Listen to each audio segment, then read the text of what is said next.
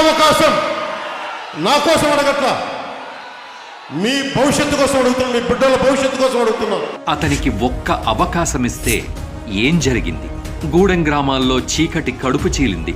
ఉప్పాడ తీరం గుండెకోత ఆగింది. కోనసీమ కొబ్బరికి కొత్త ఊపిరి వచ్చింది. అతనికి ఒక్క అవకాశం ఇస్తే ప్రతి పల్లె గర్వంగా తలెత్తి చూసింది. రహదారులకు మహర్దశ వచ్చింది. సనాతన ధర్మం తన ఉనికిని చూపింది.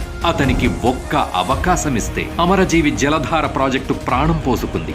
అటవీ సంపదకు రక్షణ పెరిగింది. అడవి బిడ్డలకు డోలిమోత బాధ తప్పింది.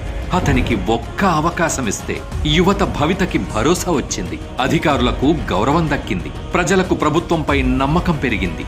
అతనికి ఒక్క అవకాశం ఇస్తే పల్లె పండుగతో పంచాయతీలు ప్రాణం పోసుకున్నాయి.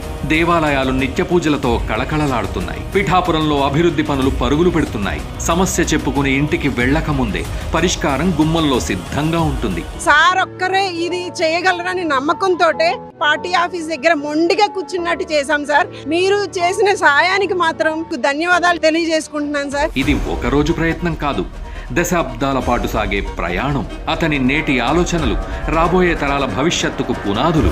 నన్ను నేను తగ్గించుకోకపోతే 3,500 కోట్ల రూపాయలతో పల్లి పండుగ 1.0 చేసేవాళ్ళమా? 4,000 కిలోమీటర్లు రెసిసి రోడ్లు వేయగలిగే వాళ్ళమా?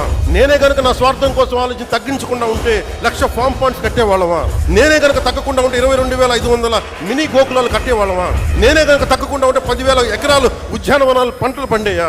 1,500 అభివృద్ధి పనులు మొదలుపెట్టా విజయవంతంగా ఇది కూడా పూర్తి చేస్తామంటే నేను తగ్గి రాష్ట్రాన్ని పెంచాను, మీకు అందరినీ పెంచుతున్నాను. ఇది పుస్తకాల్లో చెప్పిన కథ కాదు, ప్రజలు చూసిన నిజం.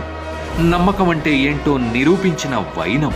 అందుకే అతన్ని నమ్మి ఓటేసిన ప్రతి ఒక్కరూ నేను నమ్మినోడు గొప్పోడు అంటూ గర్వంగా తలెత్తుకుని తిరుగుతున్నారు. బ్రతికున్నంత వరకు సేనాని వెంటే మా ప్రయాణం అంటూ ఎలుగెత్తి చెబుతున్నారు.